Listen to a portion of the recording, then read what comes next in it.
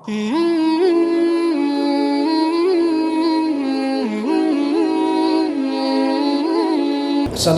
warahmatullahi wabarakatuh. Waalaikumsalam. Hamdan wa syukran lillah, wa salatan wa salaman ala rasulillah wa ala alihi wa sahbihi wa mawalah. Allahumma salli wa sallim ala hadha nabiyil karim sayyidina wa maulana Muhammadin wa ala alihi wa sahbihi ajma'in. Amma ba'du, qala Allah ta'ala fi kitabihil karim,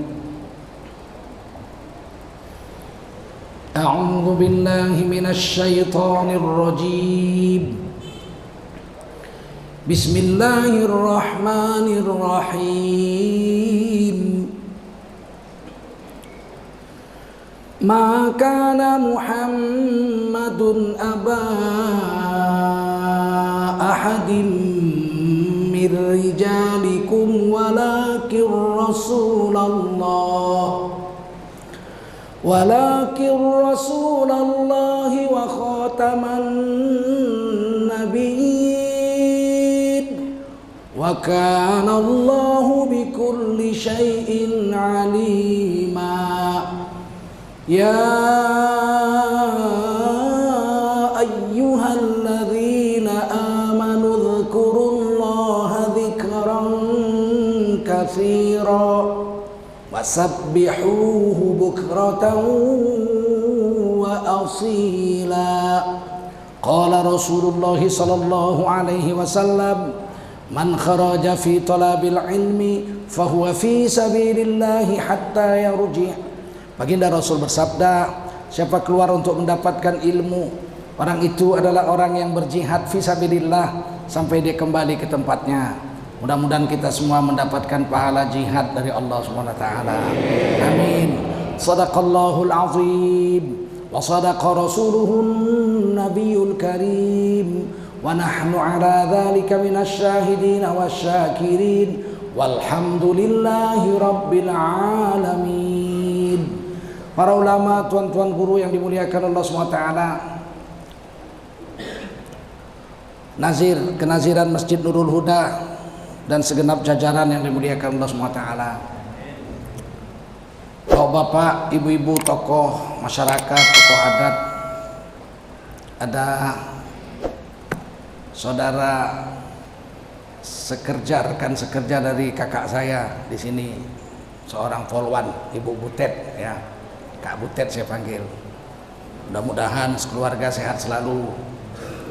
Tokoh-tokoh pemuda yang dimuliakan Allah SWT, hawari yang bergerak dalam bidang kemanusiaan yang menghadirkan saya dengan sebab mereka pada pagi hari ini. Wajiblah kita bersyukur pada Allah SWT. Salawat dan salam kita sampaikan untuk baginda Rasulullah Sallallahu Alaihi Wasallam. Sekarang bulan Maulid, bulan di mana Nabi dilahirkan. Seluruh dunia memperingati hari lahirnya Nabi. Seluruh dunia. Kecuali satu negara saja beberapa tahun yang lalu, Saudi Arabia, menolak memperingati Maulid. Mereka mengatakan bid'ah. Tetapi itu setelah Muhammad bin Abdul Wahab berhasil memerdekakan Saudi lepas dari khilafah Islamiyah Turki Utsmaniyah atas bantuan Inggris. Sebelumnya Saudi pun membuat perayaan Maulid dengan sangat meriah. Syukur alhamdulillah setelah Raja Salman berkuasa, Maulid Nabi dibaca lagi di daerah Saudi Arabia. Di seluruh dunia, saya sudah jalan 36 negara. Seluruh negara di dunia memperingati hari lahirnya Nabi. Nah, bagaimana dengan Saudi Arabia? Dalam kitab Rihlah Battuta, Ibnu Battuta itu seorang penjelajah dunia dari Maroko pada tahun 1200-an. Sempat singgah ke Sumatera. Di dalam perjalanannya itu kira-kira setebal ini ditulis di situ waktu dia singgah di Sumatera, Sumudra. Sumatera ditulis dalam bahasa Arab waktu itu Sumudra. Ada sebuah kerajaan Melayu Islam. Ini kerajaan pertama di Indonesia yang Islam. Berdiri tahun 1260. kerajaan Samudra.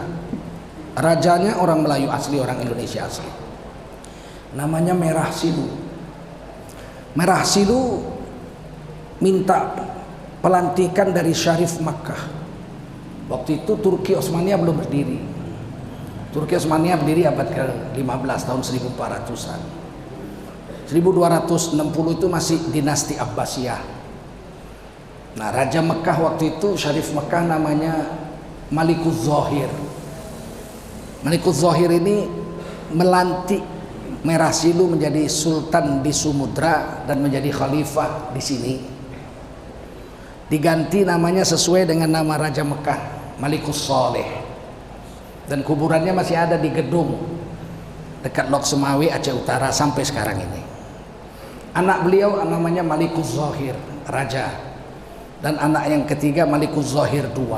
Pada saat inilah Ibnu Battuta datang.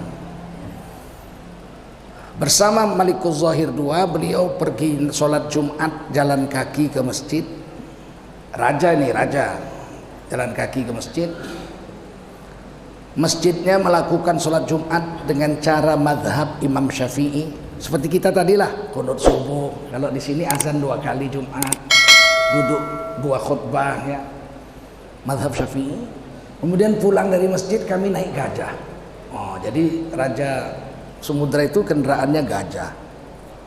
Pergi jalan kaki sholat Jumat dengan madhab Syafi'i, pulang naik gajah. Dan Battuta ini dijamu dengan makanan-makanan yang lezat dari sang Raja Samudra. Tidak berapa lama dari itu berdiri kerajaan lagi di Aceh Timur, namanya Kerajaan Pasai. Kerajaan Pasai ini bersaing dengan Samudra, tidak bagus. Akhirnya mereka kawinkan anak mereka. Jadilah kerajaan itu digabung menjadi Kerajaan Samudra Pasai. Di dalam Rihlah Battuta itu diceritakan ketika aku sampai di Madinah bulan Maulid, itu kota Madinah terang seperti siang. Semua orang memasang lampu sebanyak-banyaknya untuk menghormati bulan kelahiran Rasulullah SAW. Jadi Mekah pun dulu, Madinah pun melakukan itu. Jadi jangan satu orang pun di antara kita di Indonesia yang mengatakan bid'ah melakukan maulid masuk neraka semua yang mengamalkannya. Itu tak boleh dibuat itu. Kalau memperingati maulid bid'ah masuk neraka, nomor 1 masuk neraka ketua BKM pagi hari ini. Ya, dia yang membuat acara, ya enggak? Nomor 2 Hawari lah yang datangkan saya. Nomor 3 saya masuk neraka. Nah, kalian nyusul belakangan. Kan nggak enak digitukan itu. Enak nggak? Nggak enak. Kalau kita nggak mau melakukan maulid silakan aja. Bukan wajib hukumnya memperingati maulid Nabi. Tapi kalau ada yang memperingatinya janganlah diancam-ancam pakai neraka. Kan nggak enak. Saya kan nggak enak pagi-pagi tadi bangun ditanya istri mau kemana? Mau masuk neraka jahanam. Kenapa? Ceramah maulid. Nah, kan tak sedap begitu. Kita ini sedang bertahan atas derasnya penghinaan kaum munafikun, kaum kafirun di Indonesia ini 6 tahun ini. Tiba-tiba kita sesama kita bertengkar untuk urusan yang tidak manfaat. Kan sayang waktu kita habis. Nah, kenapa masalahnya? Kenapa seluruh dunia memperingati hari lahir Nabi? Kan Nabi nggak buat. Siapa bilang Nabi nggak buat? Nabi tidak pernah memperingati hari lahirnya. Siapa bilang? Kalau Nabi nggak pernah buat, nggak mungkin seluruh dunia mengamalkannya. Betul? Anda aja yang nggak tahu hadisnya. Berapa kali Nabi memperingati hari lahir beliau? 52 kali setahun. Kita setahun sekalinya memperingati hari lahir Nabi. Rasulullah memperingati hari lahirnya itu 52 kali dalam setahun. Setiap hari Senin. Jadi seminggu sekali Nabi memperingati hari lahirnya itu. Hadisnya Sahih Muslim. Su'ilan Nabi an saumil itsnin. Sahabat-sahabat bertanya kepada Nabi, ada apa dengan hari Senin? Kenapa Nabi setiap hari Senin puasa, tiap hari Senin puasa, tiap hari Senin puasa? Seumur hidup sejak jadi Nabi umur 40. Tentu sahabat kan heran. Senin nggak pernah makan Nabi, puasa terus. Maka ditanya, Ada apa dengan Senin ya Rasul? Kok puasa terus? Syukuran kepada Allah. Qala Nabi sallallahu alaihi wasallam, Nabi menjawab. Jawabannya pendek, ringkas, gampang dimengerti. Tidak perlu dipelintir. Kata Nabi, "Dzalika yaumun wulidtu fihi." Aku membesarkan, mengagungkan hari Senin, syukuran kepada Allah. Syukran lillah. Itu karena hari Senin adalah hari di mana aku dilahirkan. Wulidtu fihi, hari Maulid. Walada wulida maulud, maulid. Kullu mauludin yuladu alal fitrah. Setiap hari anak yang lahir, setiap anak yang lahir suci atas segala dosa. Enggak bawa dosa warisan sebagaimana yang dipahamkan oleh orang-orang Kristen. Berapa kali setahun? 52 kali. Jelas bahasanya, dzalika yaumun, hari Senin itu, wulidtu fihi, hari kelahiranku. Jelas sekali itu. Hari maulidku. Diagungkan setiap Senin Nabi puasa. Pertanyaannya, kenapa Nabi hanya puasa? Karena bersyukur yang paling tinggi nilainya di sisi Allah itu dengan puasa. Walaupun bersyukur tidak satu-satunya cara bersyukur dengan puasa saja, tidak. Ada banyak cara bersyukur, tapi bersyukur yang paling tinggi nilainya berpuasa. Kenapa? Karena nggak ada dapat apa-apa dari hal dunia. Kalau bersyukur dengan puasa itu yang ada lapar, haus, capek, letih. Ya, untuk dunia nggak dapat. Bersyukur bisa pergi umroh. Ada orang punya tanah 2 hektar di pinggir laut. Rumput pun tak tumbuh, pasir aja. Tandus. Mau dijual 10 tahun nggak laku. Pas zaman Covid begini dia pun pusing. Dibilang udahlah, siapa yang mau belilah 2 hektar itu 30 juta aja. Nggak ada yang mau. Tiba-tiba datang orang naik mobil ke rumahnya pagi-pagi. Bapak yang namanya Pak Udin. Oh iya, saya. Mana masuk. Ada apa kalian datang sini? Bapak yang punya tanah di pinggir laut sana yang nggak pernah tumbuh rumput itu. Oh iya. Oh ternyata Pak, tanah Bapak itu panas, nggak bisa tumbuh rumput karena di dalamnya ada gas. Kami dari Pertamina Gas sudah meneliti Pak, ternyata gasnya luar biasa. Maka tanah Bapak mau kami beli. Oh boleh. Berapa? 30 miliar. Pingsan dia langsung. Dijual 30 juta, kalau aku dibeli 30 miliar. Begitu sadar dari pingsan dia bilang sama anak-anaknya, anakku semua 4 sini, ibumu mana? Panggil paman-pamanmu semua, bibi-bibimu. Kenapa? Tahun ini kita umroh karena Bapak dapat duit di luar dugaan. Bersyukur kepada Allah. Kira-kira boleh nggak bersyukur dengan umroh? Boleh nggak? Bagus nggak? Masuk neraka? Pernah Nabi bersyukur umroh? Nggak pernah. Tapi kalau kita bersyukur umroh, masuk neraka apa masuk surga? Makanya dipakai akal itu. Kalau bersyukur dengan pergi umroh masih dapat kenikmatan dunia, masih naik kapal terbang, tidur di hotel, makan lezat, iya kan? Jalan-jalan, bisa belanja. Kalau puasa dapat apa? Nah, jadi bersyukur tuh banyak cara. Bisa juga bersyukur tuh dengan sholat 2 rakaat. Anak kita lulus, masuk fakultas kedokteran. Kita bersyukur, alhamdulillah kita wudhu, kita sholat 2 rakaat. Syukuran. Bisa juga bersyukur dengan sujud, syukur 2 kali sujud. Dulu waktu saya naik bus masih SMP ke Jakarta, itu sampai 14 hari ya. Jalan darat itu masih tanah, jalannya nyebrang-nyebrang rakit. Kalau ada sungai nggak ada jembatan, rakit. Oh. Kata bapak, saya naik kapal terbang aja kau, sebentar sampai. Nggak mau, saya bilang. Kau nggak naik kapal laut kau 2 hari sampai. Nggak mau saya mau naik bus. Anak muda kok mau lihat Indonesia, ya nggak? Waduh, sengsaranya waktu itu. Nah kami belum ada jalan rantau perapat, belum dibangun. Masih jalan Balige, masuk Sibolgau, 999 kiloan. Jalan sempit, belah kiri jurang, belah kanan tebing. Tiba-tiba mau tabrakan, dari depan ada bus, wah, rim. Kalau kami ditabrak, campak ke laut.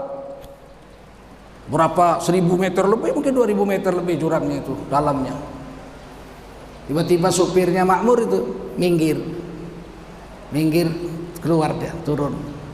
Diambil wudhu di dinding-dinding tebing itu masih basah, banyak air dulu, sekarang udah kering, dulu banyak hutan.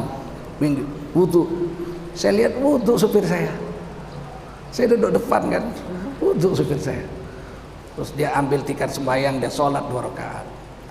Bahagianya saya, supir saya orang soleh ke Jakarta. Saya pun ambil wudhu juga situ, saya bilang saya sholat 2 rakaat juga, pede aja, syukur. Jadi syukuran itu bisa sholat, bisa syukur, sujud syukur aja 2 kali. Boleh nggak syukuran manggil anak yatim, boleh nggak? Dari macam-macam syukuran itu yang dipilih Nabi, syukuran dengan berpuasa. Setiap hari lahirnya beliau puasa, tiap hari lahirnya puasa. Nah, Nabi begitu mengagungkan hari lahir beliau, dan Allah pun mengagungkan hari lahir Nabi. Allah mengagungkan hari lahir Nabi. Senin itu disuruh puasa sunat. Senin itu hari lahir Nabi. Kata Nabi, dzalika yaumun wulidtu fihi. Hari Senin itu hari aku dilahirkan.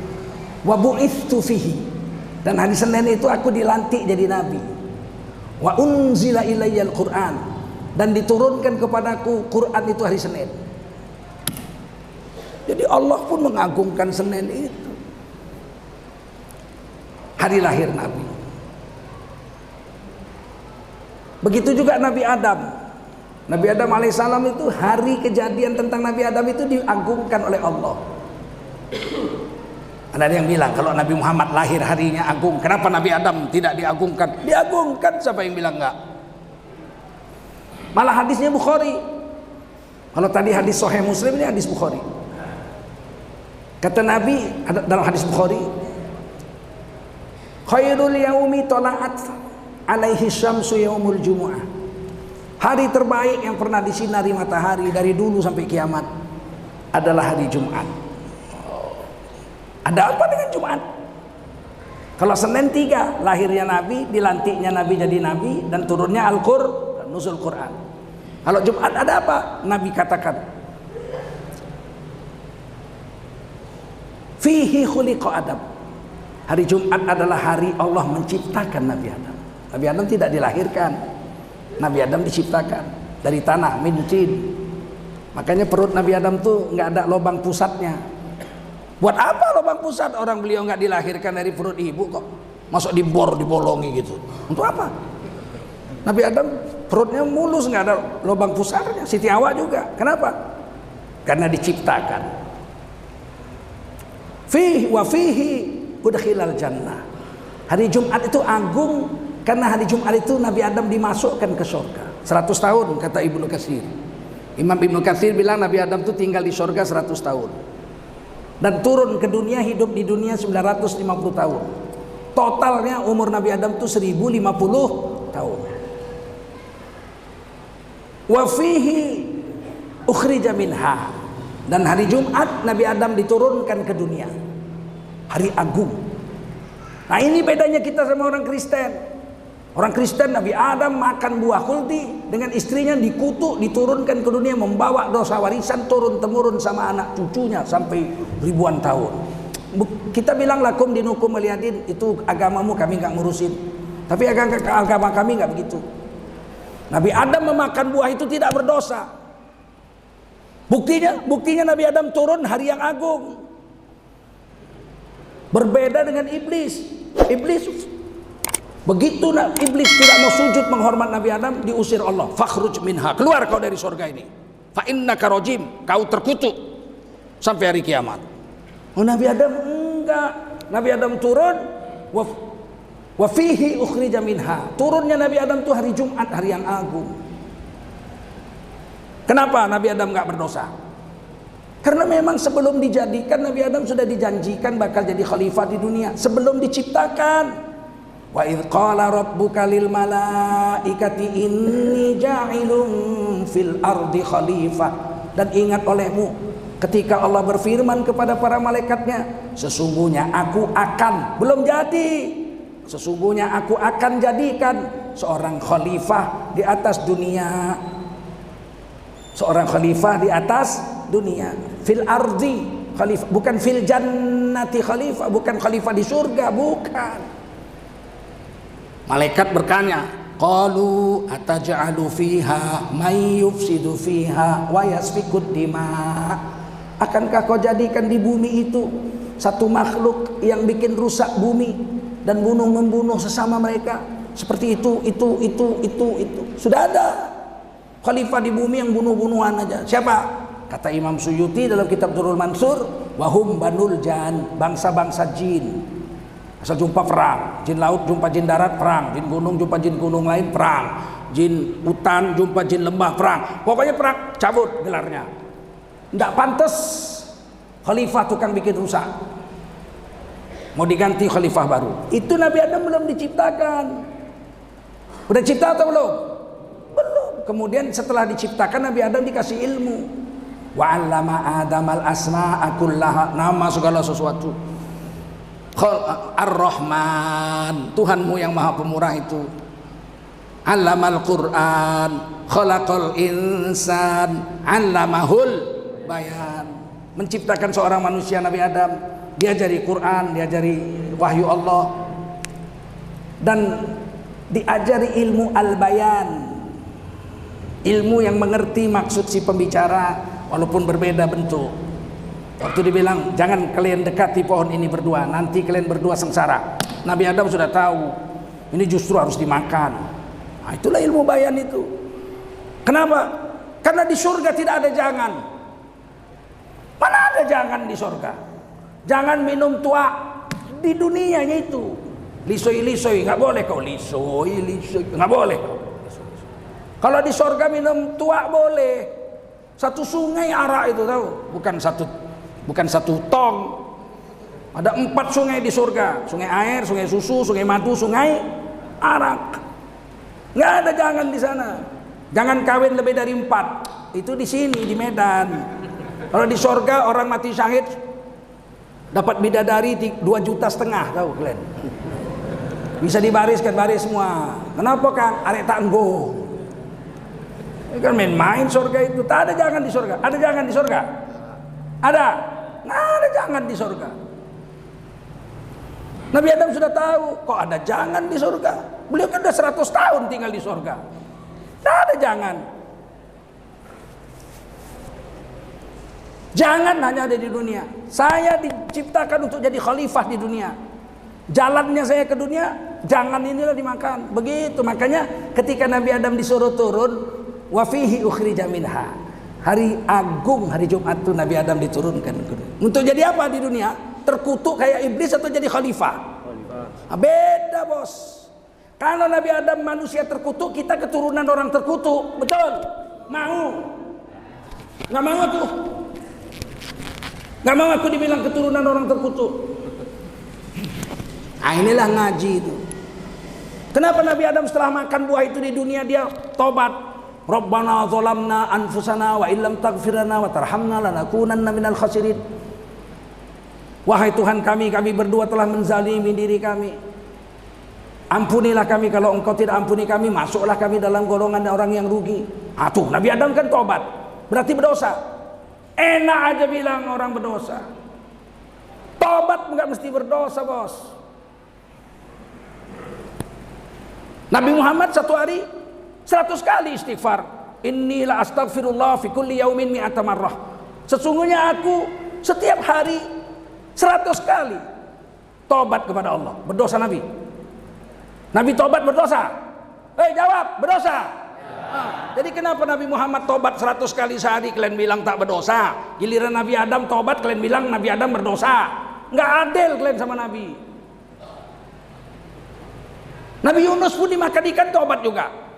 Dalam perut ikan apa kata Nabi Yunus? La ilaha illa anta subhanaka inni kuntu minadz zalimin. Zalim Nabi Yunus dimakan ikan karena Nabi Nuh. Nabi Yunus itu dimakan ikan karena zalim. Jadi kenapa dia bilang dia zalim, dia tobat? Dijelaskan dalam kitab Dalilul Falihin.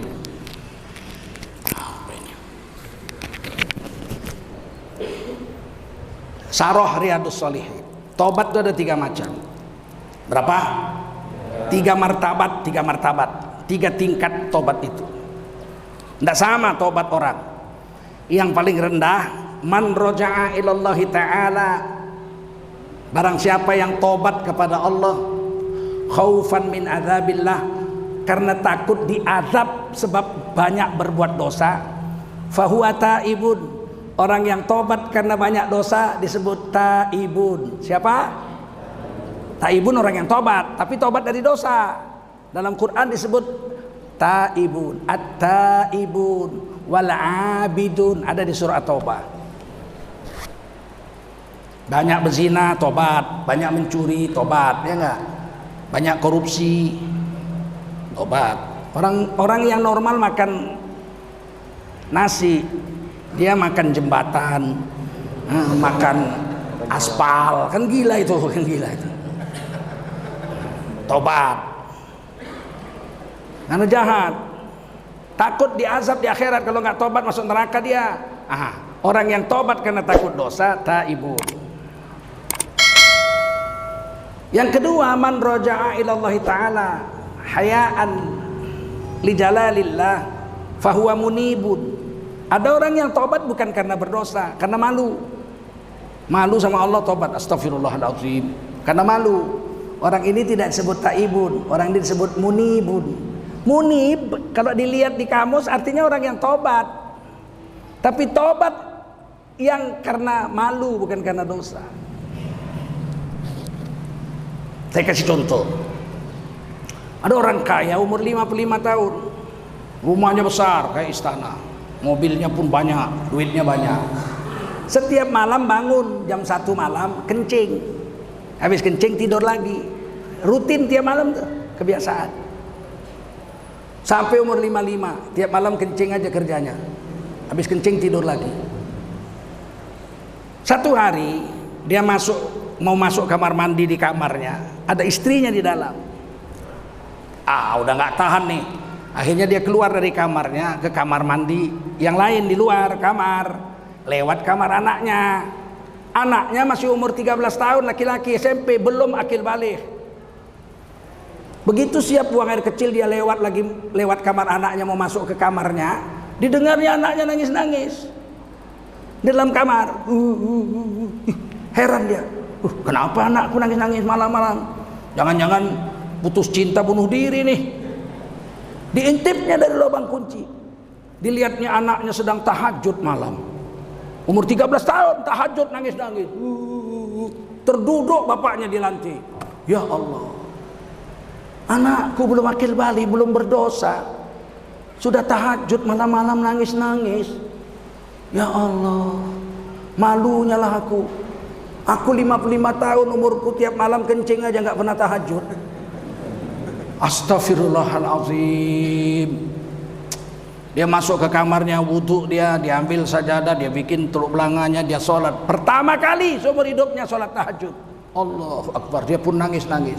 Habis itu dia doa, astagfirullahaladzim, ampun ya Allah, 55 tahun nggak pernah tahajud, malunya lah Allah, kalah sama anak umur 13 tahun.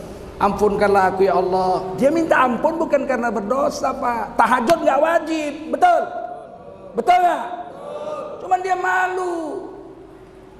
Orang yang tobat karena malu tidak boleh disebut taibun, dia disebut munibun. Munib, paham?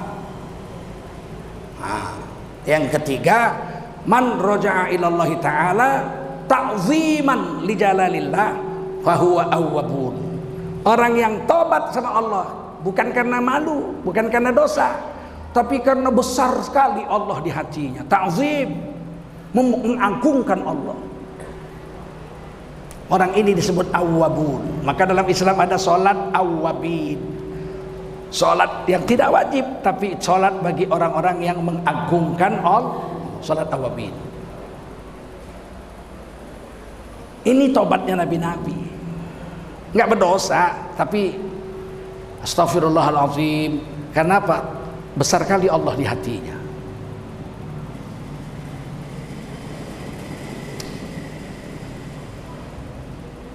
Di dalam sandiwara Melayu waktu saya kecil-kecil, radio Malaysia, radio jorok dulu, krok, namanya lah negara miskin, ya kan? Ya kan, merdekanya pun merdeka, ya asal merdeka aja lah, perang aja pakai bambu, ya enggak? Kita ini merdeka miskin kita. Malaysia kan merdeka dikasih Inggris. Kaya, kita kan perang. Lawan Jepang, lawan Belanda, lawan sekutu. Jadi kalau dengar radio itu yang paling enak zaman saya kecil itu radio Malaysia. Bersih. Dekat pula kan dari sini Selat Malaka aja. Jadi itu saya tuh paling gemar radio Malaysia. Lagu-lagunya enak-enak, Ahmad Jais, Rafi'ah Buang, sedap-sedap. Kalau di sini kan kotor, kurek-kurek. Jadi selalulah saya dengar radio Malaysia. Seminggu sekali sore habis sholat asar pukul 4 itu ada sandiwara bangsawan ke udara. Pemainnya yang terkenal itu Jahlelawati. Oh, itu mak lampirnya Indonesia lah gitu ya. Ya, itu Jahlelawati. Kalau main itu bangsawan ke udara itu lagunya Selendang Delima. Teng teng dang dang dang dudi dudi dudi dung ding dang ding dang dang drang dang ding dang ding dang ding drang ding dang dang dang dang dang ding ding. Konon katanya Nayan namanya. Oh, senang kali kami itu, main-main pun berhenti itu. Kalau saya nggak main-main itu, sholat asar. Dengar saya masih SD kelas 2 pun saya sudah jaga sholat. Saya didikan Muhammadiyah, jadi betul-betul jaga itu sholat. Apa yang terjadi? Bangsawan ke udara, raja sedang dialog dengan perdana menteri dan pembesar-pembesarnya. Apa kata sang raja? Wahai pamanda menteri, menurut beta penduduk sudah tambah banyak, beras semakin berkurang. Maka beta ingin mengeluarkan uang dari Baitul Mal untuk membangun sawah-sawah baru agar kita memperoleh beras yang cukup untuk makan rakyat.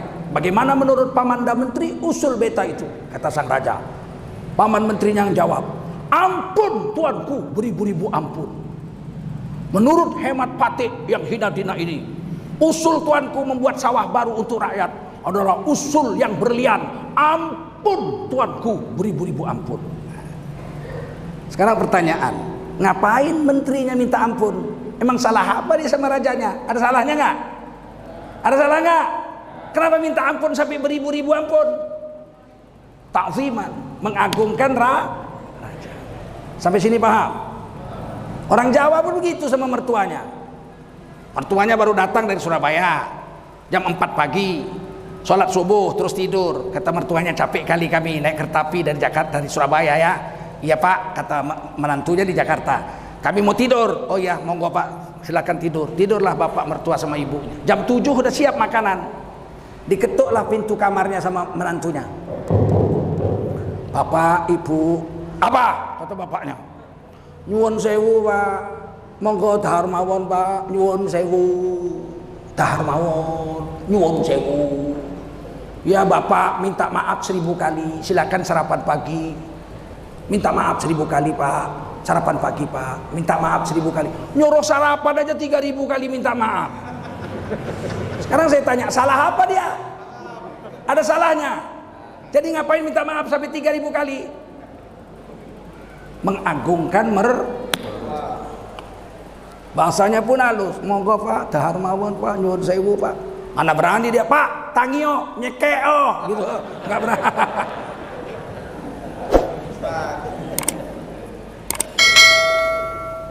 Sekarang saya tanya, Nabi Adam setelah makan buah itu diturunkan ke bumi jadi khalifah, tobat sama Allah. Apakah karena dosa, apakah karena malu, atau karena mengagungkan Allah? Makanya jangan ngaji sembarangan. Ngaji paham Kristen kalian ambil. Nabi Adam terkutuk, dibuang dari karena makan buah. Kau pikir rakus sekali Nabi Adam? Macam kau itu geragas gitu. Ada makanan banyak di sorga kok. Justru dimakan karena Nabi Adam tuh punya ilmu bayan, allamahul bayan, ngerti Nabi Adam ini mesti dimakan. Kalau enggak kapan turun ke bumi? Enggak lahirlah kalian, betul? Mana lahir di surga kalian, mau lahir di surga kalian?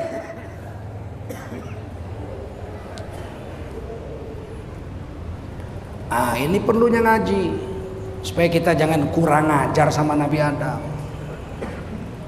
Nabi Adam tuh diberi hak sebelum hisab ditimbang pahala dosa. Beliau diberi hak mengambil setiap 1000 orang manusia, diambil 1 untuk masuk surga. Sebelum itu syafaatnya Nabi Adam. 1000 orang ambil 1, masuk surga, ikut sama aku. Cuman masuk surganya belakangan, lebih dulu Nabi Muhammad. Kalau kita bilang Nabi Adam berdosa, kira-kira dapat kesempatan nggak kita diambil? Tengok Nabi Adam, aku Nabi Adam, kepala atuk kau bilang aku berdosa, kau masuk surga kau. Mana mau Nabi Adam? Jadi kita harus hormat. Kata orang Melayu, tak ada pohon tidak bergetah meskipun birah dengan keladi. Tak ada insan yang tak bersalah kecuali Rasul dengan Nabi. Rasul dengan Nabi nggak bersalah, mereka maksum, terpelihara dari dosa. Kenapa kalian kecualikan Nabi Adam? La nufarriqu baina ahadim min rusulihi. Allah tidak pernah membedakan satu rasul dengan rasul yang lain. Kenapa kalian bedakan? Ya karena nggak ngaji Ustaz selama ini. Ya udah ngaji hari ini sampai mati, pegang ini, paham betul.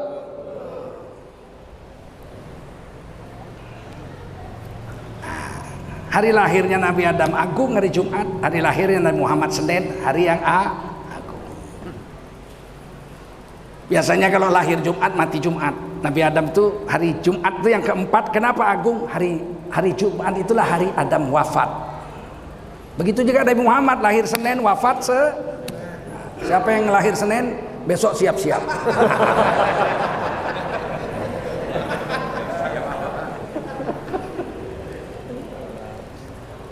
Baik. Apa yang kita ambil dari Nabi? Yang pertama, Nabi itu lahir, diangkat jadi Nabi. Nabi itu meyakinkan umatnya kepada Allah. Tidak boleh yakin kepada selain Allah. La ilaha, yang lain harus dinafikan. La ilaha, semua dinafikan. Illallah, diisbatkan hanya Allah saja. Artinya begini, selain Allah nggak ada apa-apanya. Yang ada apa-apanya hanya Allah. Selain Allah tidak berkuasa. Yang berkuasa hanya Allah. Kalau ada orang berkuasa di dunia, itu karena Allah beri dia kekuasaan. Apakah diberi kekuasaan Allah berarti dia orang mulia? Fir'aun pun berkuasa juga, betul? Diberi Allah juga mulia? Tidak. Allah beri kekuasaan liyabluwakum ayyukum ahsanu amala, untuk menguji kamu. Kalau kamu dikasih kekuasaan tetap soleh apa jahat? Ngerti? Sebelum jadi presiden bagus, jadi tukang kayu bagus. Begitu jadi presiden, anak mantu jadi wali kota, kan parah itu namanya. Udahlah badannya kurus. Paham? Itu namanya rakus. Pak Harto 32 tahun jadi presiden, nggak ada anaknya jadi wali kota, jadi gubernur. Nggak ada. Sekarang difitnah-fitnah, Pak Harto nggak beres. Di mana nggak beresnya Pak Harto? Korupsinya banyak. Kapan Pak Harto ditangkap? Kenapa Jokowi nggak menangkap Pak Harto? Keluarganya sitalah semua hartanya, semua mencuri. Jangan begitu. Ya tapi anak Pak Harto kaya-kaya. Anak presiden mau kau suruh jual cendol? Gila kau, anak wali kota aja kaya, betul nggak? Anak presiden satu periode aja jual martabak punya duit 80 miliar. Bagaimana martabaknya itu coba? Baru 5 tahun jadi presiden anaknya jual martabak dapat duit 80 miliar. Masa Pak Harto anaknya mau suruh miskin? Gila kau. Kadang-kadang kita ini memang gak waras. Banyak fitnah sama Pak Harto. Wajib kita meluruskannya.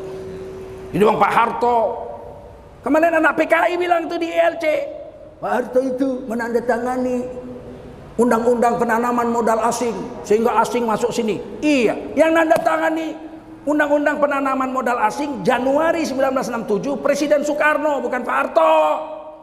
Pak Harto baru pengemban aja. Bung Karno diberhentikan, ditolak pertanggungjawabannya. Nawaksara 1, Nawaksara 2 Oktober 1966 oleh MPRS pimpinan Jenderal Abdul Haris Nasution. Diberhentikan, tapi belum serah terima. Bung Karno baru menyerahkan kekuasaan itu 1968 bulan Oktober. Nggak dipaksa sama Abdul Haris Nasution, nggak maksa. Nggak mau, dah diam aja, ada pengemban tugas. Pak Harto diangkat presiden, nggak mau. Saya nggak mempersiapkan diri jadi presiden dan tidak siap untuk jadi presiden. Udah pengemban aja. Presiden tetap Bung Karno tapi nggak boleh kerja. Sama dengan ketua MUI sekarang, tetap Ma'ruf Amin tapi nggak boleh kerja. Namanya non aktif namanya. Paham? Nggak paham pun nggak apa-apa, Pak, aku jelaskan. Juli 1967 Pak Harto tanda tangan Freeport Gunung Emas dengan Amerika. Tanda tangan bahwa Amerika akan mencari emas di situ dan mengelola emas. Kita belum ada teknologinya cari emas, belum ada kita. Teken. Inilah dibilang Pak Harto menjual kekayaan Indonesia, Freeport dijual Pak Harto. Makanya otakmu dipakai. Juli 1967 Papua belum masuk Republik Indonesia. Papua masih dikuasai Belanda. Papua baru jatuh ke negara Indonesia itu setelah Perpera 1969. Artinya Pak Harto tanda tangan gunung emas milik Belanda yang ditandatangani Pak Harto kepada Amerika supaya Amerika memihak kita, mengusir Belanda dari Papua. Papua masuk ke kita 2 tahun kemudian. Kata Amerika, udahlah kau pergi aja lah kau. Biar aja orang Indonesia aja megang Papua. Kenapa? Emasnya sama aku. Oh ya, adalah pikir. Itulah cerdasnya Pak Harto dengan ditandatangani perjanjian Freeport Gunung Emas, namanya PT Tembagapura waktu itu. Akhirnya Papua sama kita tahun 1969. Sebelumnya kan bukan kita punya, betul? Betul. Jadi PKI ini Pak Harto telah menjual Freeport sehingga Indonesia rugi. Kalau bodoh jangan tunjukkan di orang bodoh, awak malu awak, betul nggak? Ini bukan tolol-tolol kami ustadz-ustadz ini.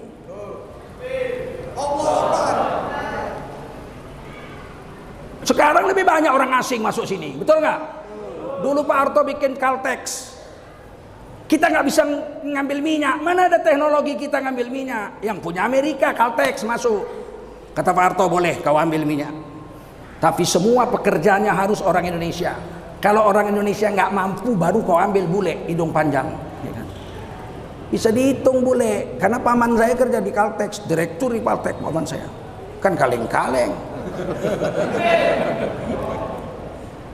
Kenapa orang bule hanya 1-2? Karena nggak boleh mengeksploitasi kekayaan negara Indonesia, bawa tenaga kerja dari daerahnya. Sekarang supir truk aja Cina, Lim Taiko ya nggak, Kampreto ya kan, parah betul.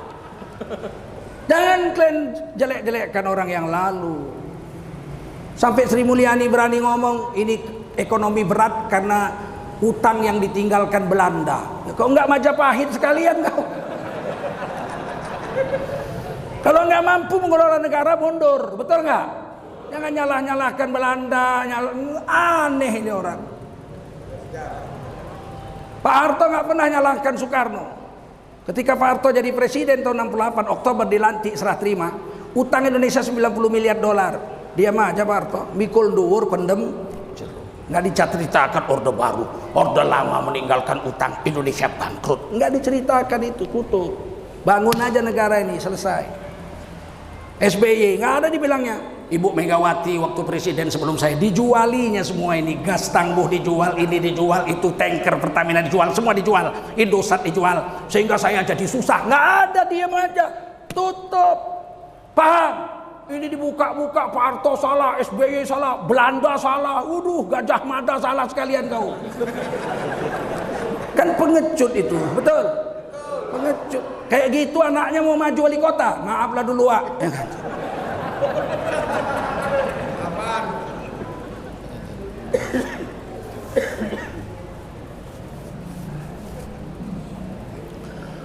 Jadi Nabi SAW nomor 1 diyakinkan dengan Allah nih rakyat. Umat selain Allah nafikan, yang hebat hanya Allah. Hari ini kita itu nggak lulus nafi isbat, itu namanya la ilaha dinafikan, selain Allah nggak ada. Yang hebat hanya illallah. Itu nggak ngaji sekarang. Kita sekarang Allah kita tafikan, apa gak gila itu? Nggak lulus ngaji nafi isbat la ilaha illallah, nggak lulus. Ada orang stroke 6 bulan nggak bisa bangun tempat tidur. Tiba-tiba lari pagi dia. Heran kawannya, ku dengar kau stroke. Iya, 6 bulan. Nggak bangun tempat tidur, enggak. Kok sekarang udah lari pagi? Begini ceritanya. Aku dibawa berobat ke Singapura. Ada dokter Cina. Dokter Cina. Di obatnya aku sana. Wah, hebat dokter tuh. Sekarang aku sehat. Karena dokter tuh hebat. Kata kawannya, bapak berobat ke Singapura sebab dokter itu mengobati bapak. Adapun yang menyembuhkan bapak adalah Allah, bukan dokter itu. Apa dia jawab? Memanglah yang menyembuhkan saya Allah, tapi Allah kau tapikan. Kalau nggak ada dokter Cina itu nggak sembuh aku. Salah pak, bapak disembuhkan Allah.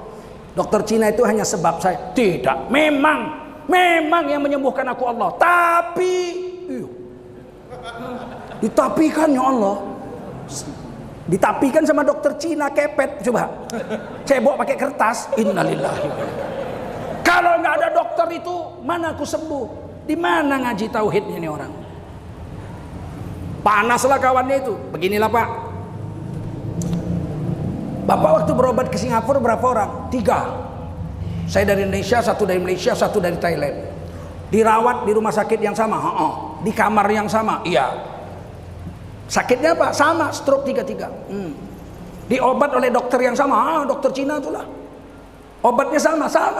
Perawatnya sama, obatnya sama, dirawat sama, rumah sakit sama, 1 tempat tidur yang sama. Hasilnya bagaimana? Setelah 3 bulan aku pulang, sehat. Yang 2 lagi? Yang 2 lagi jiun. Apa jiun? Innalillahi wa inna ilaihi raji'un. Kan berarti bukan dokter itu yang menyembuhkan. Kalau dokter itu menyembuhkan 3 mesti sembuh dong. Iya pula ya. Nah, sekarang apa kabar dokter tuh? Mati. Jadi nggak usah kita lari dari la ilaha. Selain Allah boleh ditapikan, tapi Allah nggak boleh. Nggak boleh menafikan Allah. Paham? Ini ngaji pertama yang diajarkan Nabi. La ilaha. Nggak ada Tuhan selain Allah, nggak ada sesembahan selain Allah, nggak ada yang hebat selain Allah, nggak ada yang berkuasa selain Allah. Itu maka orang Quraisy kafir nggak mau. Abu Lahab, Abu Jahal, Abu Sofyan, belakangan Abu Sofyan, Umayyah bin Khalaf nggak mau. Bukan karena nggak bisa ngucap, dia orang Arab kok. Kalau ngucap dia nggak usah diajari, bukan kayak kita orang Cina masuk Islam, hadu, Allah, ilaha, illallah, ilallah, bukan ilallah, illallah, ilallah. Itu Cina. Kalau orang Arab masuk Islam ngapain diajari, betul gak? Umar bin Khattab masuk Islam, dia jumpa Nabi, dia terus angkat tangannya. Asyhadu an la ilaha illallah wa anna Muhammad Rasulullah. Nggak perlu diajari kalau ucap. Tapi kenapa nggak mau orang itu ngucap? Paman Nabi Abu Lahab itu sama Nabi sayang. Nabi lahir, lari-lari pembantunya, budaknya namanya Suwaibah radhiyallahu anha, lari-lari. Rumah Abu Lahab dari Mekah tuh jauh, bukan di kota Mekah itu Abu Lahab. Abu Lahab tuh ada kampung sendiri. Pertengahan antara Mekah dengan Tan'im, di tengah-tengah tuh ada satu kampung namanya Kampung Abu Lahab. Orang kaya Abu Lahab punya kampung sendiri. Punya gunung lagi disebut Gunung Abu Lahab. Sekarang udah hancur, udah diratakan, dikeruk. Batunya diambil untuk hotel-hotel. Tanah bekas gunung itu dibangun masjid. Orang situ masih sebut itu Masjid Abu Lahab. Aduh. Karena tanah, saya ke sana tiap tahun umroh, masa saya nggak tahu. Tinggal di Mekah saya setahun. Apalah saya kota Mekah itu. Ngaji saya sana dengan guru-guru saya. Ada orang Wahabi guru saya, Mufti Mekah Al-Khaidar. Ada orang madhab Maliki, paman guru saya Sayyid Muhammad Alawi. Ada madhab Syafi'i guru saya. Pokoknya saya ngaji setahun di Mekah sana. Lari-larilah Suwaibah radhiyallahu anha, budaknya Abu Lahab, dari Mekah ke kampungnya. Kalau naik taksi 15 menit, kalau lari-lari berapa lama itu? Sampai ke kampung dia bilang, "Wahai tuan Abu Lahab, anak tuan sudah lahir." Anak yang mana? Anak adik tuan. Orang Arab kalau manggil keponakan anak juga. Walad.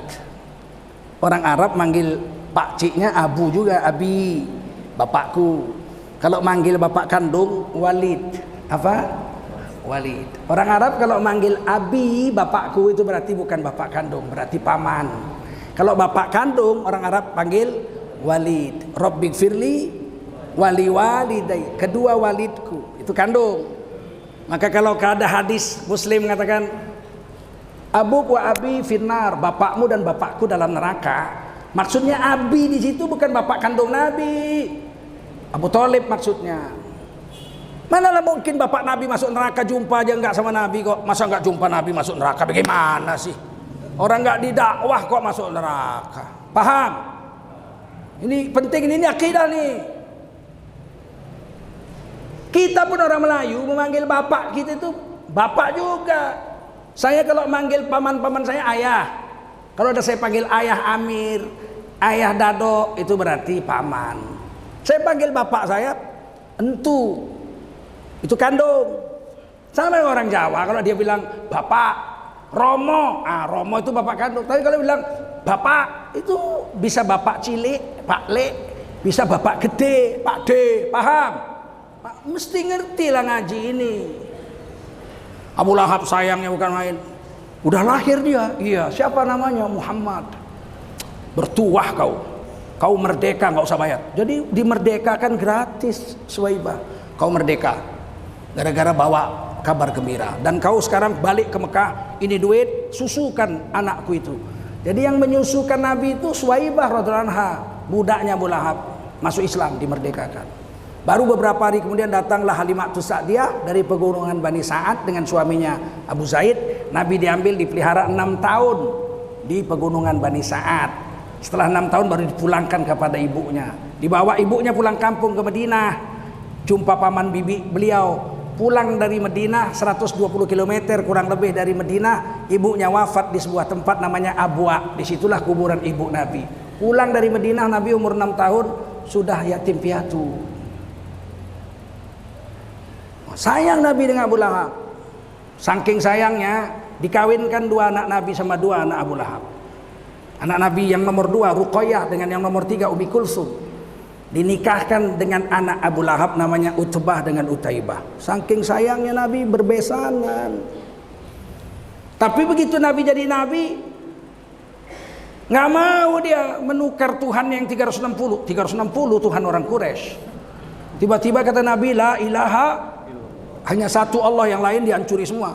Nggak mau. Jadi bukan karena nggak bisa ngucap, konsekuensi di belakang ucapan itu.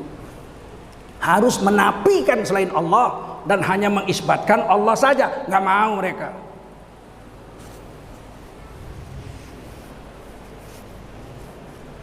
Kita pun begitu. Nggak ada yang hebat selain Allah. Kalau sudah Allah katakan begitu, jangan ditukang-tukangi lagi. Bejat namanya itu. Misalnya Allah katakan la tattakhidul kafirina awliya min dunil mu'minin. Jangan kau angkat orang kafir jadi pemimpin selagi masih ada orang Islam di sana. Sudah, jangan lagi nanti ditampar malaikat maut, mencong mulutmu. Jangan lagi kau tapi-tapikan Allah. Paham? Ini kadang-kadang jengkel loh. Waktu Ahok nyalon gubernur, lawannya Anies dengan AHY. AHY kalah putaran pertama, tinggal putaran kedua. Kiai, haji, profesor, doktor sanggup ngomong, lebih baik pemimpin kafir asal jujur. Kepingin aku nyabut kumisnya, betul. Kafir kok jujur, kafir soleh aja nggak ada, betul. Apalagi kafir jujur. Jujur itu pangkatnya nomor 2, 1 derajat aja di bawah Nabi itu jujur itu. Bahasa Arabnya siddiq. Orang yang selamat di hari kiamat itu 4 jenis. Berapa? 4. Nomor 1 nabi-nabi, nomor 2 orang-orang jujur, siddiq, nomor 3 orang-orang mati syahid, nomor 4 orang soleh. Di bawah itu tak selamat lah ya enggak? Sontoloyo lah itu ya enggak? Walaupun sholat dia pakai sandal jepit, pulang bawa sepatu beli. 52 kali Jumat banyak juga ya. Ini dijelaskan ini. Jangan kau pilih. Kalau ada orang Islam nggak boleh orang kafir. Enak aja dibilang kafir jujur. Wa may yuti'illaha war rasul, siapa yang taat sama Allah sama Rasul seumur hidup, fa ulaika ma'al ladzina an'amallahu 'alaihim minan nabiyyin was-siddiqin wasyuhada'i was-salihin wa hasuna ulaika rafiqa. Orang yang taat sama Allah sama Rasul seumur hidup, kalau mati mereka akan digolongkan bersama golongan nabi-nabi. Kita nggak masuk, jadi nabi nggak bisa lagi kita, nabi udah habis, betul. Kalau ada orang ngaku nabi sekarang, udah dipastikan itu nabi wrong, nabi palsu, betul. Ada nabi, tapi kita bisa mati masuk surga segolongan sama nabi-nabi. Siapa? Orang yang mahir dengan Quran. Al-mahiru bil Quran ma'asafaratil kiramil baroroh. Orang yang mahir dengan Quran, surganya Firdaus bersama nabi-nabi dan rasul-rasul. Ana wa kafilul yatim fil jannah hakadha. Aku dengan orang yang ngurusi anak yatim di surga seperti ini, kata Nabi. Jadi kita harus ngurus anak yatim. Tidak mesti di rumah kita. Nah mesti ada tetangga kita yatim. Berarti kan istri, mamanya kan berarti janda. Jangan diurusi mamanya, anaknya. Kalau kalian kan mamanya kalian urus, anaknya diurus. Suruh istri kita datang situ, jumpai janda itu. Jangan kita nanti jatuh cinta dia. Itu penyakit perempuan, perasaannya 9. Kalau kita datang, Bu, anak ibu berapa? 5. Susah lah ya Bu. Semenjak si kurus jadi presiden hajab lah. Udahlah, anak ibu saya yang urus, tiap bulan saya kasih makan, saya kasih. Jatuh cinta lah laki perempuan tuh lihat kita. Tiap bulan datang nih untuk anak-anak ya. Bulan depan datang untuk anak. Walaupun muka kita macam monyet, ganteng dilihat perempuan tuh tahu. Nah, supaya jangan rusak, istri kita yang antar. Apa kabar Mama Joni? Sehat? Inilah untuk makan anak kalian tiap bulan. Istri kita yang ngantar, jangan kita. Paham? Nabi udah ngerti juga, nggak disuruhnya mengurusi janda-janda, nggak lah rusak kalau janda. Urus saja anak yatim masuk surga bersama aku, kata. Oh Nabi fatonah, cerdas Pak. Mana telawan Nabi? Betul. Kata orang Jawa, weting trisno jalanan sopo kulino. Janda muka awak kayak monyet, tapi tiap hari ngasih duit. Cinta dia sama kita. Abangku tengok makin hari makin ganteng. Namanya perempuan, perasaannya 9. Betul. Setelah nabi-nabi orang siddiq, orang jujur. Mana ada orang kafir jujur? Setelah orang jujur mati syahid. Mana ada orang kafir mati syahid? Ada. Mati sangit banyak. Yang keempat orang mana ada orang kafir soleh? Kok tega seorang kiai haji, profesor, doktor, ahli agama mengatakan biarlah pemimpin kafir asal jujur? Dari mana diambil ayatnya itu? Bukan dia nggak tahu ayat yang saya baca ini, hafal pun dia. Masalahnya fulus, bil fulus mulus, mafi fulus mamfus. Ini susahnya itu. Ulama kalau udah mau duit suap, celaka umat ini semua, tahu? Maka ulama itu nggak boleh makan uang-uang begitu. Ulama itu nggak boleh berniat jadi orang kaya. Saya kalau mau jadi orang kaya apa susahnya? Kami, saya, Habib Rizik semua kalau mau jadi orang kaya, menjilat aja. Kaya, kaya nggak? Duluanlah kami jadi komisaris dari kawan tuh ya. Tapi jijik kali aku nengok penjilat. Jijiknya.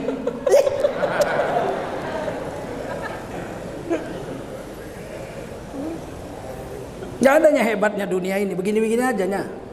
Udah 36 negara aku dakwah keliling dunia.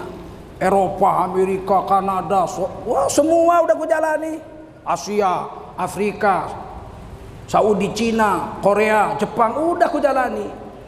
Kalau kata orang Medan sudah berserak-serak kencingku di mana-mana. Nggak adanya hebatnya negara lain, sama aja sama kita. Laut samanya, ada air asin, ada pasir, ada pohon kelapa, ada perempuan berjemur buka aurat macam buaya, gelinding-gelinding. Samanya seluruh dunia. Betul nggak? Apa hebatnya? Nggak ada hebatnya. Naik kapal terbang, naik helikopter udah puluhan kali aku. Naik kapal terbang pribadi lagi aku sendiri di tengah sama pilot.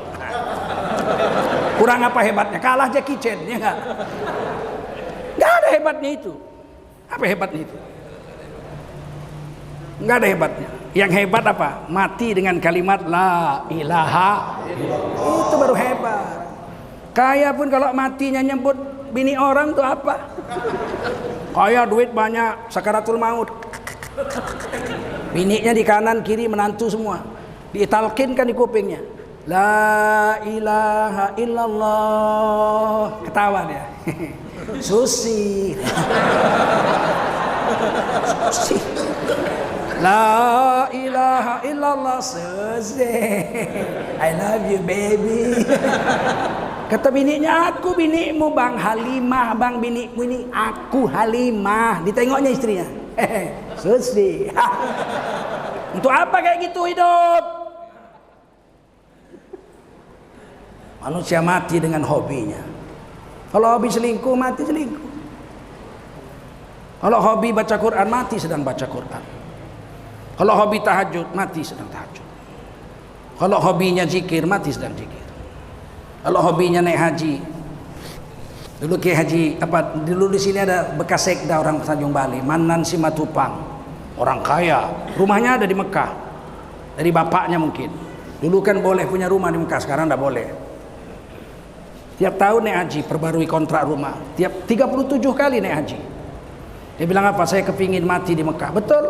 Pas naik haji, wafat di Mekah, dikubur di Mekah. Manusia mati dengan hobinya. Pilih hobi kalian supaya mati dalam keadaan seperti itu. Hobi baca Quran, nanti mati sedang baca Quran. Yang sial kan hobi main perkutut. Orang bangun pagi sholat dia pakai sarung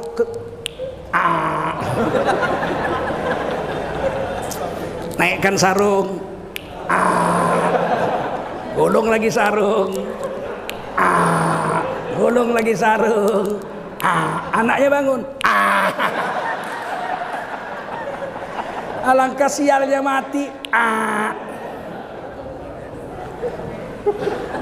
paham? Kalau sudah ada kata Allah jangan tapi-tapi. Ahok dengan Anies putaran kedua, Ahok itu dapat 42% suara. Padahal orang non-Islam yang tidak Islam di Jakarta itu cuma 10%. Artinya ada 32% orang Islam yang nyoblos dia. Gila nggak itu? Termasuk P3. P3 ke sana. Bayangkan, di sini pun begitu. P3 mendukung si Harsitorus sama PDI berdua. Gambar Ka'bah di warung tua. Dukung Sihar. La ilaha illallah. Udah dibilang kalau ada kafir ada Islam, pilih orang Islam. Paham? Kalau dua-dua kafir nggak ada yang lain, pilih yang lebih dekat ke kita, yang lebih cinta ke kita. Yang paling benci sama kita jangan dipilih.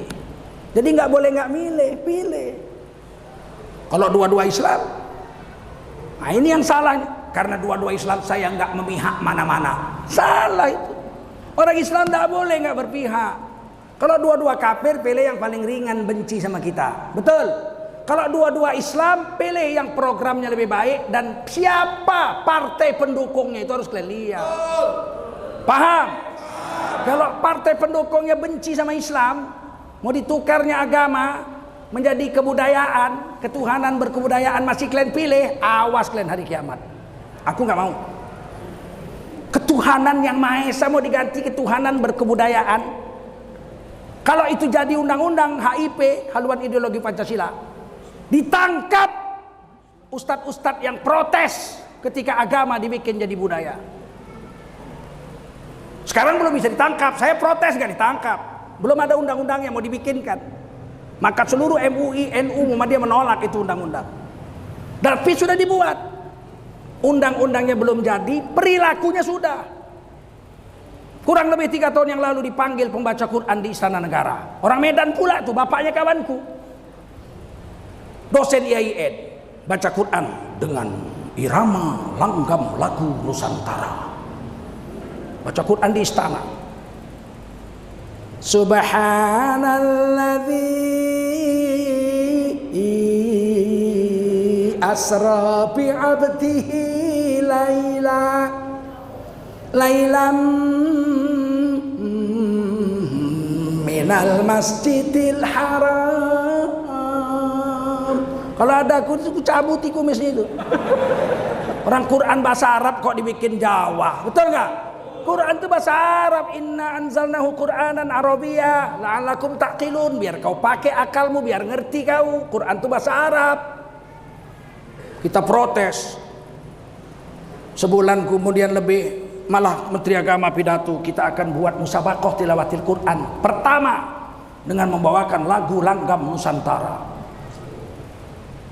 Protes. Alangkah rusaknya Quran dipakai lagu Nusantara. Musabaqah tilawatil Quran tingkat nasional, peserta nomor 1 dari Sulawesi Selatan membawakan lagu Angin Mamiri. Angin mamiri ku pasang, alam nasrah laka sadrak, wa wada'na anka wizrak alladzi anqadha dhahrak. Wah, peserta nomor 2 dari Minangkabau, Sumatera Barat membawakan lagu Barana Ampe. Indak dape sama subujangnya orang oi Barana Ampe dan nanti juo baca Quran dia. Wadduha wal laili idza saja. Apa nggak hancur Quran? Kita biarkan atau kita tolak? Ditangkap kalau jadi undang-undang HIP. Peserta nomor 3 dari Yogyakarta membawakan lagu Yeneng Tawang Ono Lintang. Yeneng Tawang Ono Lintang cah ayu kuliah ayyuhal kafirun la a'budu ma ta'budun wala antum afidun nama a'bud. Apa nggak hancur? 30 tahun kemudian kami yang tua-tua udah mati tetap begitu. Begitu dibaca sama imam, kurnya ayyuhal kafirun. Jemaahnya pakai gitar, dung tang tang dung tang tang dung tang tang. Kenapa kalian ketawa? Bisa saja terjadi, betul. Orang Nasrani sekarang nyanyi-nyanyi di gereja pakai musik kok. Kapan Nabi bisa pakai musik? Nggak pernah Nabi bisa pakai musik. HKBP masih menolak pakai musik. Yang lain-lain sudah pakai musik. HKBP nggak mau. Ada kawan akrab ibu saya, Ibu Siahaan, suaminya Tampu Bolon. Itu HKBP Toto, nggak mau dia nyanyi-nyanyi itu. Pakai musik nggak mau. Walaupun di gereja dia nyanyi. Nasonang duhi tanah 2 kata pendetanya. Saliling ngaurap dohu tuh. Nasonang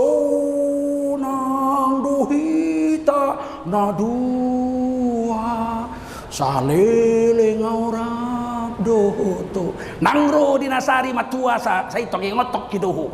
Nangro tapi nggak pakai musik. Nggak mau mereka menolak. Bidat itu bidat katanya. Bidat apalah bidat? Oh bid'ah rupanya bidat. HKBP nggak mau pakai musik. Bidat bid'ah. Tapi yang lain pakai musik. Kita orang Islam kalau kita nggak lawan itu bukan mustahil ya nggak. Ampunlah kita. Sempat dari Medan Sinanggar Tulo.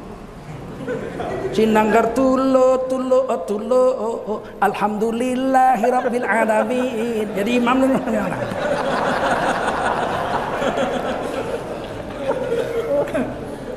yakin dengan Allah, paham? Kalau pemimpinnya dua-dua kafir, pilih yang lebih baik sama kita. Kalau Islam sama kafir, pilih yang Islam, betul? Kata nenek moyang kita, kalau ada pisang awak, buat apa pisang lilin? Kalau ada orang awak, buat apa orang lain?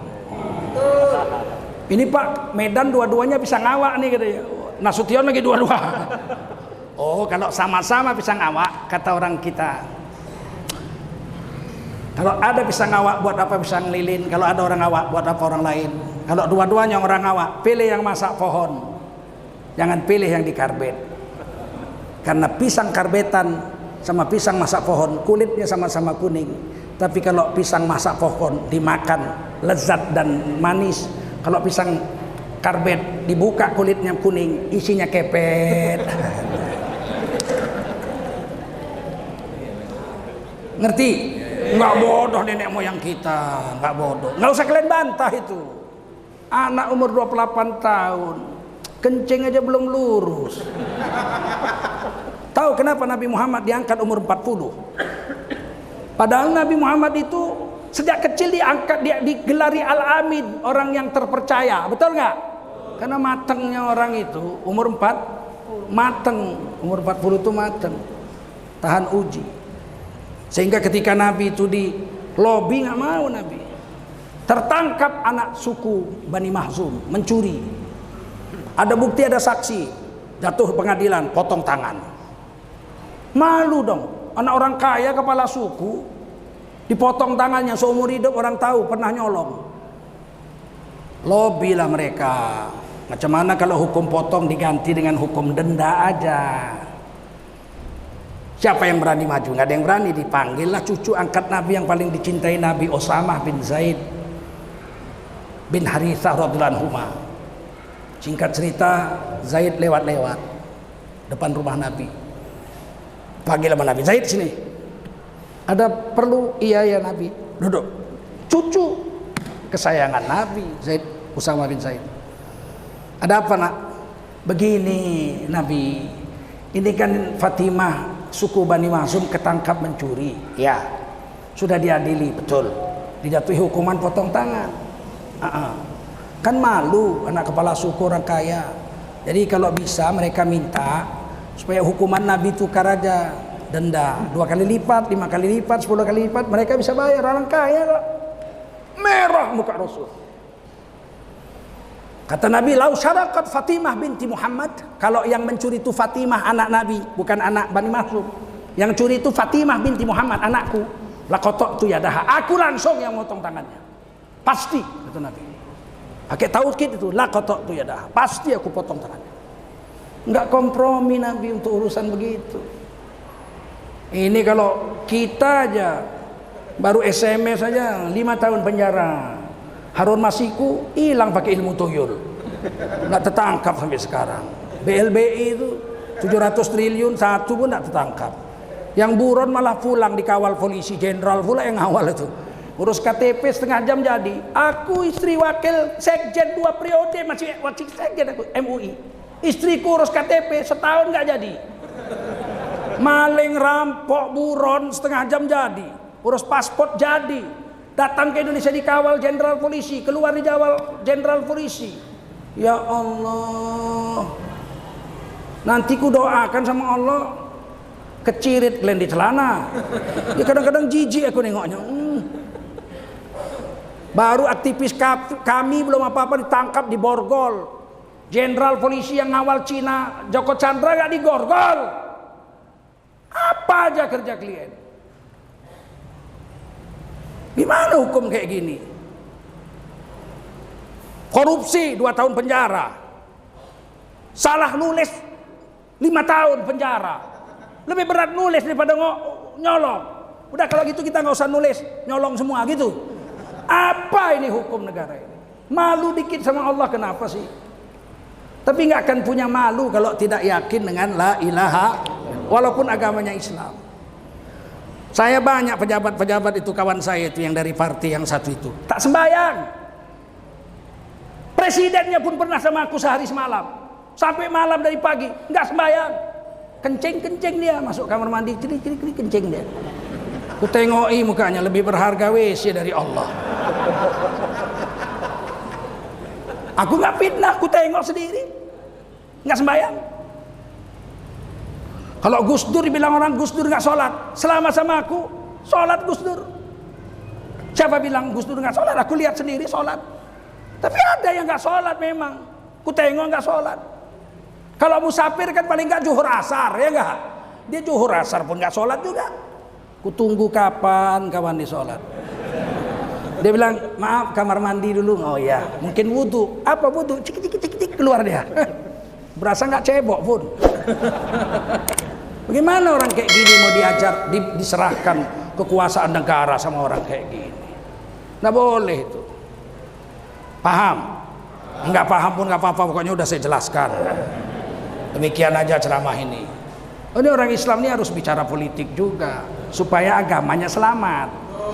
Saya cerita politik bukan supaya saya jadi presiden, jadi wali kota, jadi nggak ada, saya nggak jadi DPR, nggak mau. Kalau saya mau udah lama bos, nggak mau saya. Saya cerita politik ini supaya selamat agama kita di Republik ini, paham? Nggak dikuasai orang-orang fasik, nggak dikuasai PKI negeri ini. Ini mau sholat aja susah sekarang, nggak boleh ada COVID. Tapi pasar kau buka. Naik angkot sebelah-sebelahan sama bini orang. Nggak takut COVID. COVID kalau sama kita nggak berani. Karena kita setengah selingkuh.